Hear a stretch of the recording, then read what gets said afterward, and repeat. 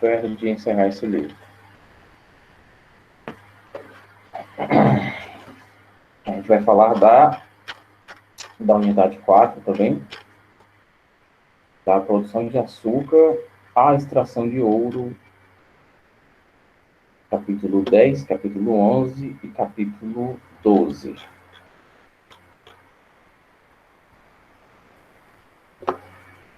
Deixa eu ver aqui. Pois não é? Então, cartas de história.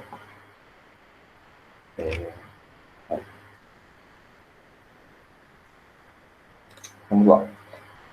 Escravidão, resistência e a diáspora africana. A escravidão, como modo de produção, está presente na história desde a antiguidade e, como acho que foi o Riquelme que perguntou na outra aula, sempre seguem os mesmos moldes, né, de colonização, como eu havia respondido, se não tivesse sido os portugueses que tivessem nos colonizado, teria sido outro povo, da mesma maneira ou de uma maneira mais brutal. Página 216. Tá? 216.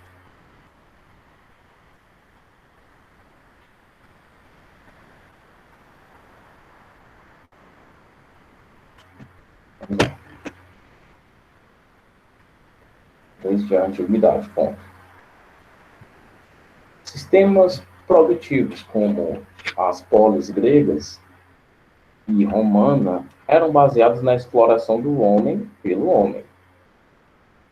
Comumente, aliás, consideramos escravo como o contrário do homem livre. Entretanto, essa dicotomia é falsa, porque há formas de perder a liberdade sem necessariamente ser escravizado.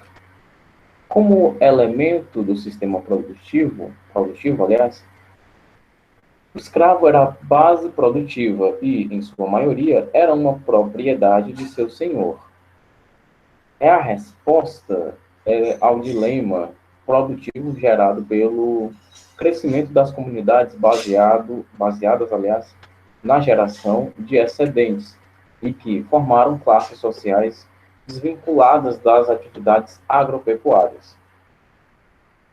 É importante lembrar que a escravidão é uma modalidade de trabalho compulsório na antiguidade, não a única. A corveia, presente na antiguidade e na Idade Média, estabelecia trabalhos obrigatórios e periódicos de manutenção a serem realizados por homens livres. Na Idade Moderna, a escravidão se desenvolve como processo. O papel-chave do escravo no sistema produtivo permanece, ainda que o comércio dessa força de trabalho já fosse conhecido na antiguidade, na modernidade se expande e se torna parte importante. Só para dar mais óculos aqui, pessoal. E limpar também.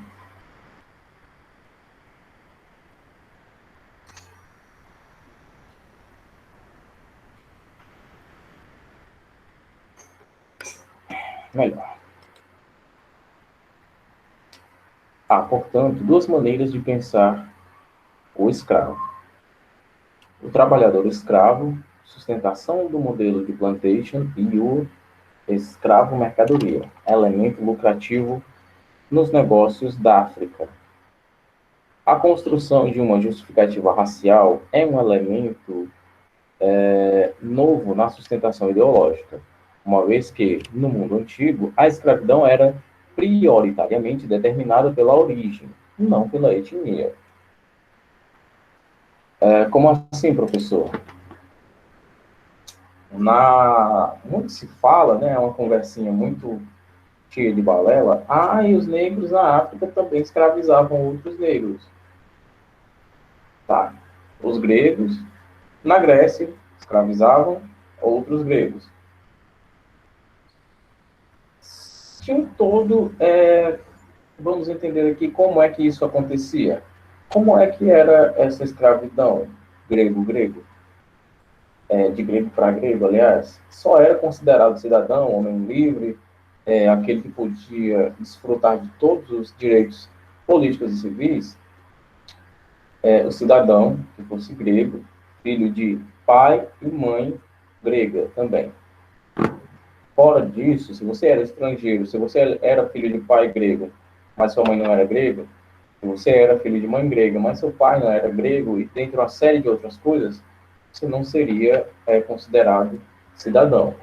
E também não vamos nos esquecer, claro, de que as mulheres não eram, certo, cidadãs na Grécia Antiga, sendo que lá é o berço da democracia. Prova que, como isso mostra, aliás, como nós evoluímos, né? Então vamos lá, esse parágrafo aqui nos diz que o que determinava a escravidão era a origem, não a etnia. Por exemplo, no Egito temos pessoas que nasciam escravas, por conta da sua origem.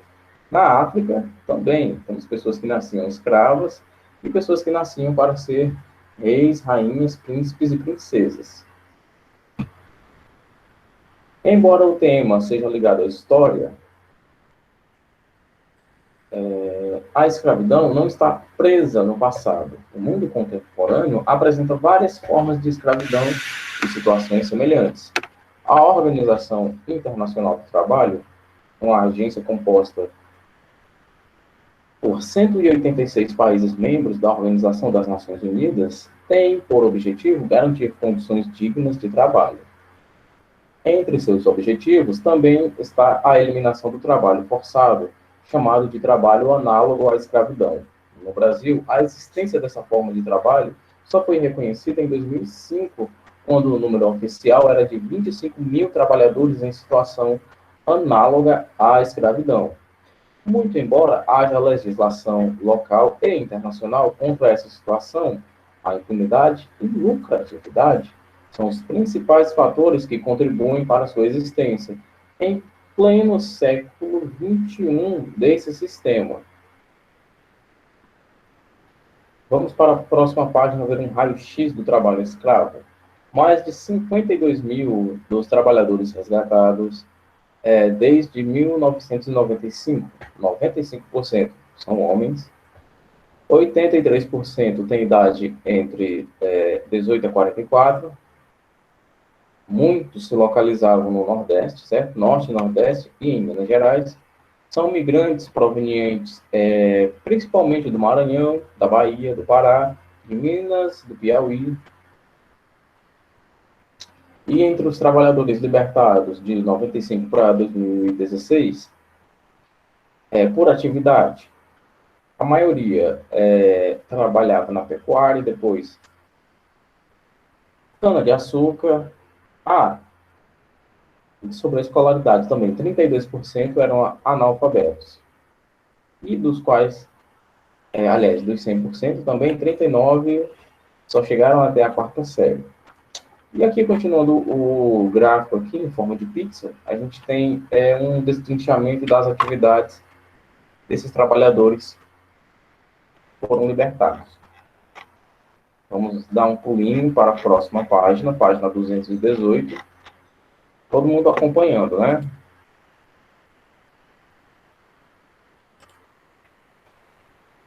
Todo mundo entendendo, né, pessoal?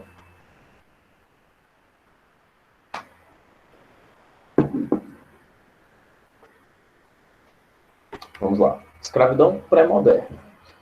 A diáspora africana começa séculos antes da chegada dos europeus à África. Antes do século VII depois de Cristo e do início da islamização do continente, a troca de escravos por riquezas, aliás, já era uma prática. Frutos de guerras locais, os prisioneiros eram levados pelas rotas saarianas para diversos pontos do continente e trocados por marfim, ferro e alimentos. Havia também a prática do resgate. Um prisioneiro importante para alguma sociedade linhageira, aquelas baseadas em linhagens, tinha sua liberdade comprada. A partir da chegada dos grupos islâmicos, a primeira corrente de dispersão começa a ser construída, ligando a região oriental da África à Arábia. Alguns historiadores apontam para uma corrente pré-islâmica entre essas duas regiões, uma vez que, na ocupação do Egito, em 642 d.C., o exército árabe já contava com os mamelucos, escravos militares africanos.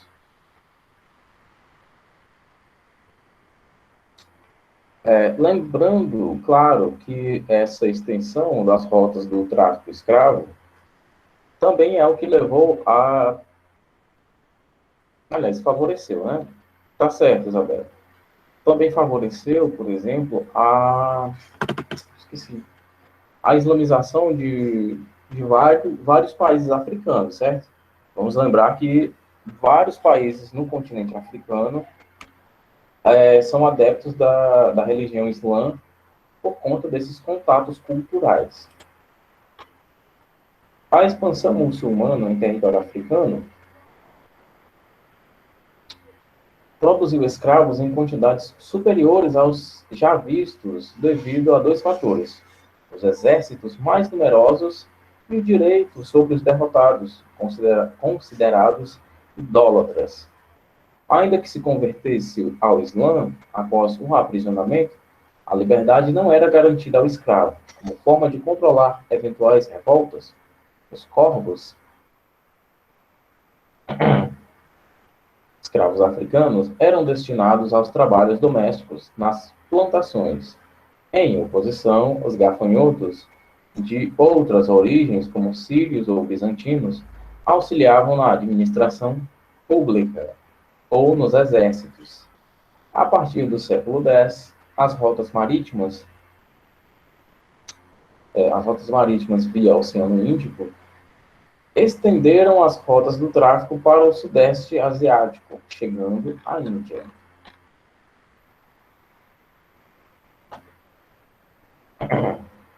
A gente vai ter aqui duas questões apenas, tá?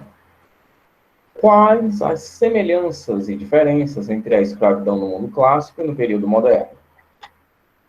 E o processo de expansão do islamismo no continente africano teve um papel fundamental para a diáspora de africanos. Escreva sobre o tema. Antes de mais nada, só para lembrar, tá certo? A diáspora é aquele deslocamento que é forçado ou que é incentivado, tá certo? Uma dispersão de pessoas sem consequência de perseguição política, em consequência de guerra, em consequência de preconceito.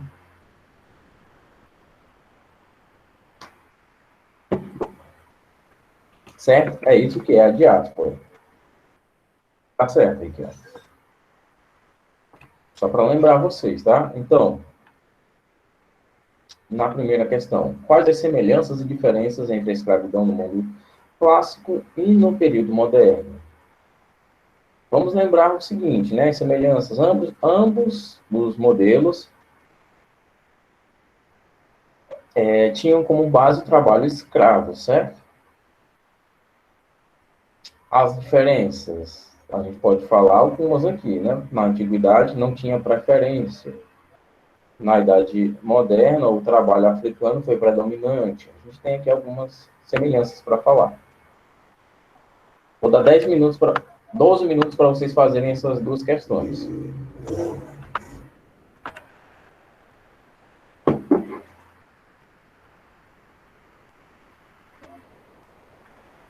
Dá tempo? Certo. Pois vamos lá.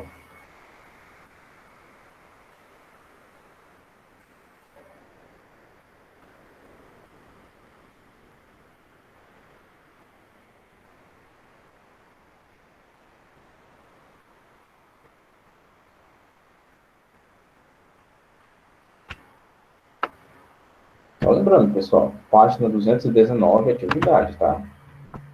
219.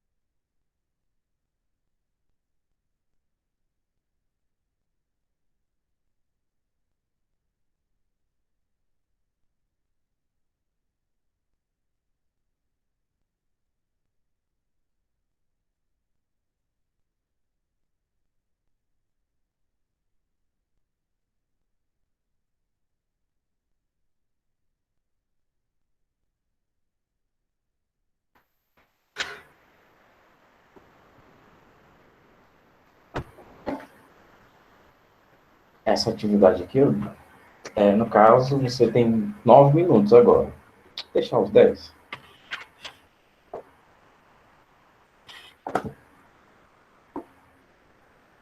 Esse negócio daqui.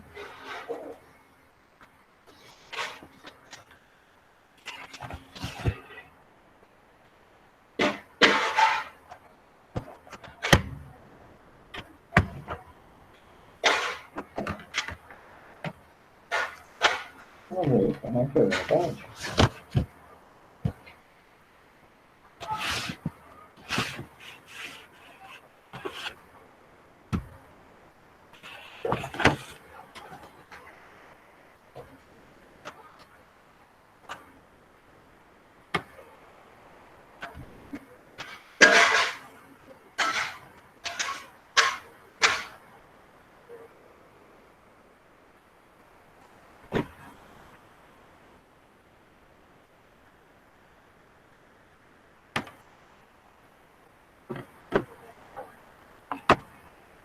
Tá pertinho de acabar, né?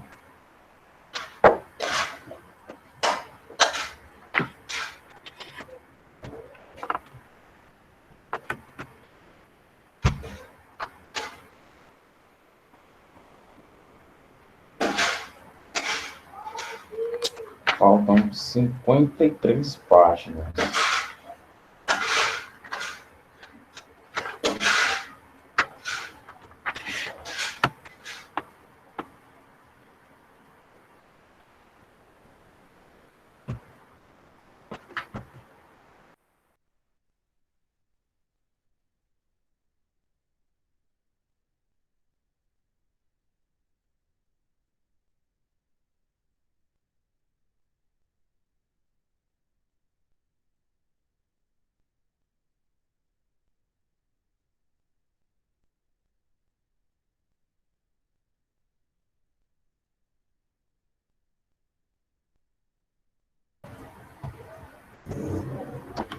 Página 219 do livro de História. As duas questões. São só duas questões.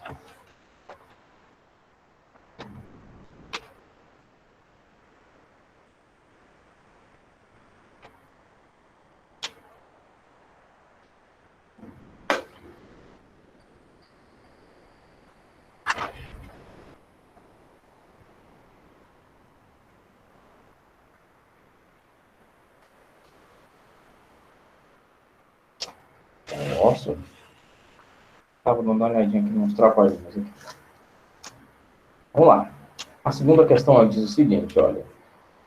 Vamos com calma ler o enunciado, tá bem? O processo de expansão do islamismo no continente africano teve papel fundamental na diáspora de africanos.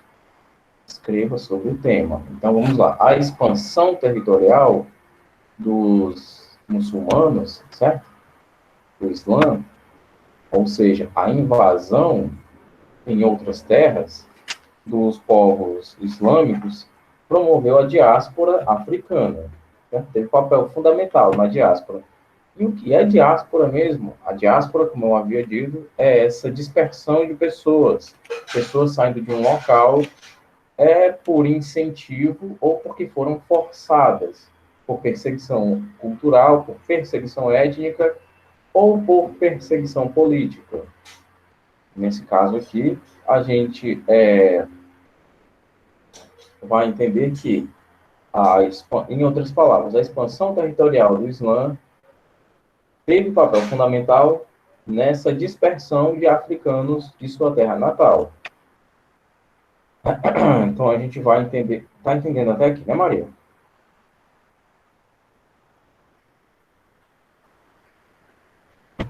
Pronto, então vamos lá.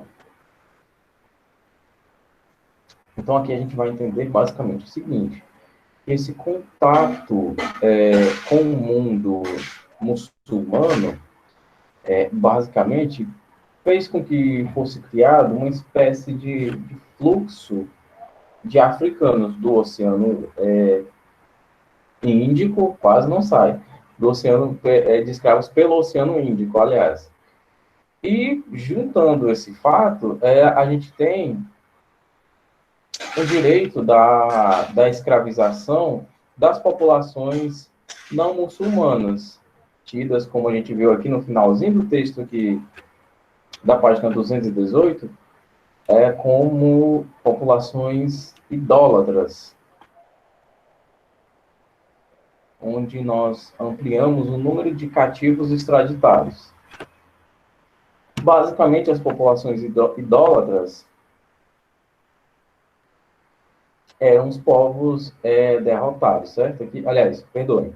A expansão muçulmana em território africano produziu escravos em quantidades superiores, devido a dois fatores: os exércitos mais numerosos e o direito sobre os derrotados, considerados idólatras. Ou seja, a população derrotada não muçulmana eram os idólatras. Tinha-se esse direito de um povo dominar o outro. Aliás, de um povo dominar o povo que foi derrotado. Ficou um pouco melhor agora, ou Maria? Ou ainda ficou na dúvida?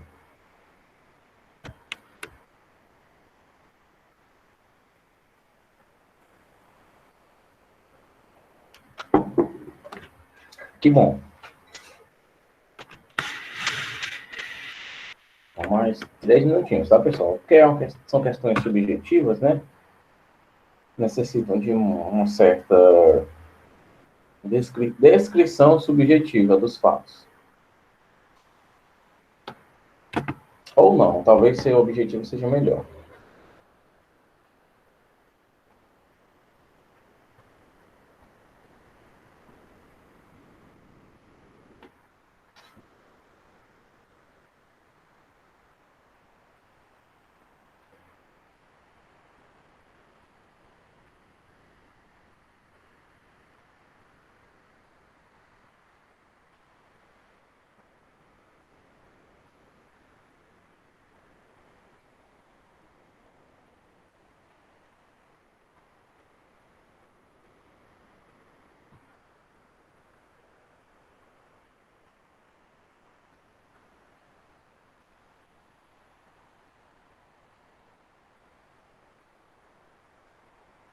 Só esperando o pessoal terminar, claro. Já terminou? Já terminou, né? Deu tempo já. Vamos lá. Primeira questão. Aqui. Quais as semelhanças e diferenças entre a escravidão no mundo clássico e a do período moderno? Alguém quer falar sobre essa?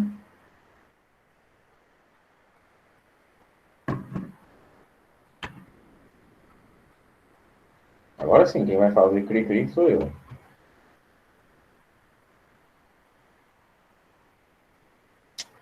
Tudo bem.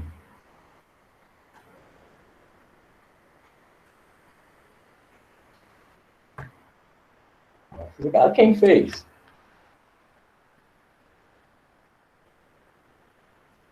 Alguém fez a primeira?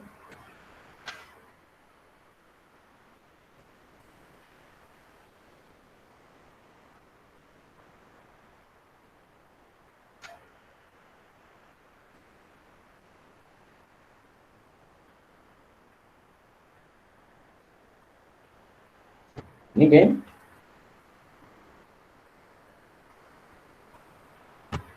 Eu não consegui fazer a primeira questão. Então vamos lá.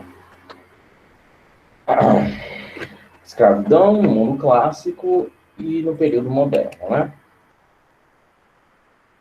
Ambos esses modelos tinham o uso do trabalho como base do sistema de produção e percebiam, percebiam o trabalho escravo como um modelo, aliás, como uma mercadoria que poderia ser trocada.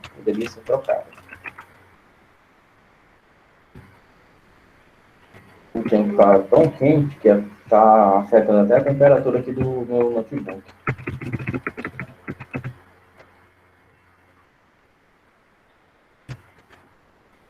Não coloquem nada no chat agora não, tá bem?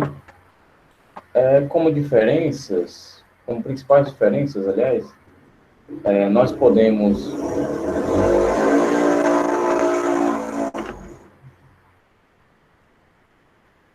Parou.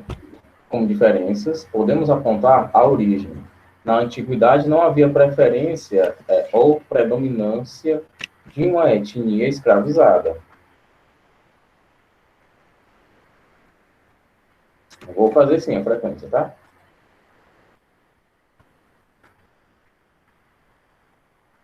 Na Idade Moderna, o tráfico africano foi predominante. Outra diferença está na justificativa. Para o mundo antigo, a derrota em guerras ou a dívida seriam motivos para a escravidão.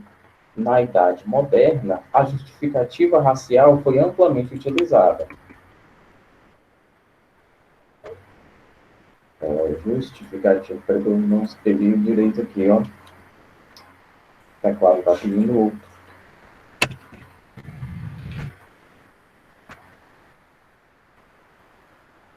Tudo bem, Beatriz. Tráfico. Bom, só explicando essa última resposta que eu coloquei aqui, que a gente nota que até mesmo as dívidas, você estar em dívida com alguém, faria com que você pudesse ser escravo dessa pessoa. Eu não sei se vocês já ouviram uma frase que diz assim: nem se eu me vendesse eu conseguiria lhe pagar.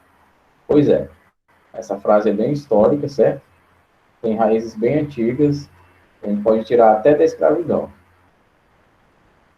Porque quando a pessoa não tinha, já ouviu, né? A pessoa não tinha condições de pagar uma dívida, ela seria o pagamento da dívida, prestando trabalho. A segunda questão, vamos lá. O processo de expansão do islamismo no continente africano teve papel fundamental na diáspora de africanos. Escreva sobre o tema. Essa daqui alguém fizeram, né? O que é que puseram aqui? Pois, vamos lá, Paulo.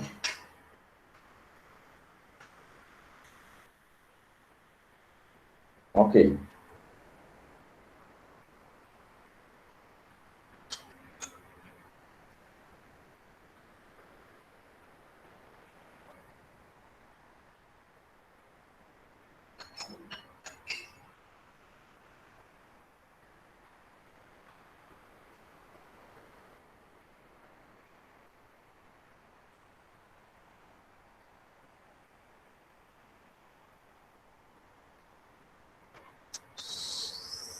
Cadê?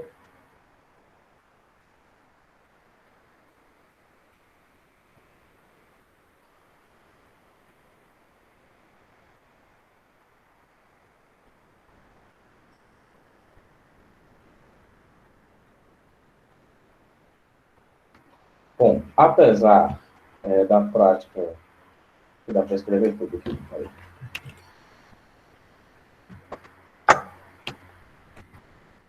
Apesar de a prática do aprisionamento e da escravização já serem difundidas entre os reinos africanos pré-islâmicos, ou seja, professor, para postar essa atividade no Google Sala de Aula? Sim. Processo de...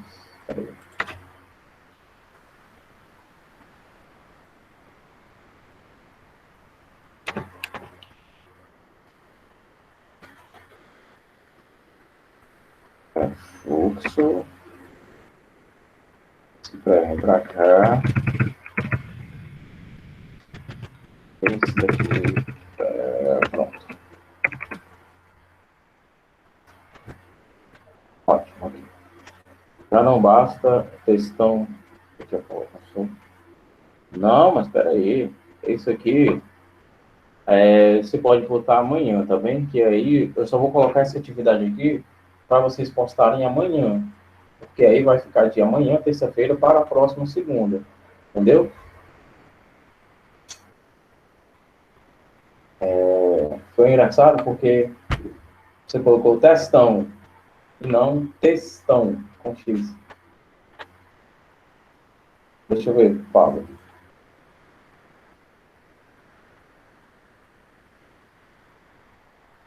Não está correto não, viu, Paulo? Coloca essa resposta aqui que eu pus, tá bem?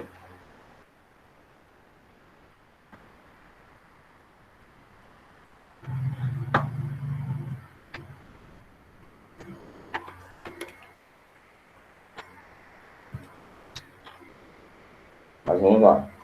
Continuando. Na próxima página. Só lembrando, a questão acabou de ter, as questões acabaram de ser respondidas, tá?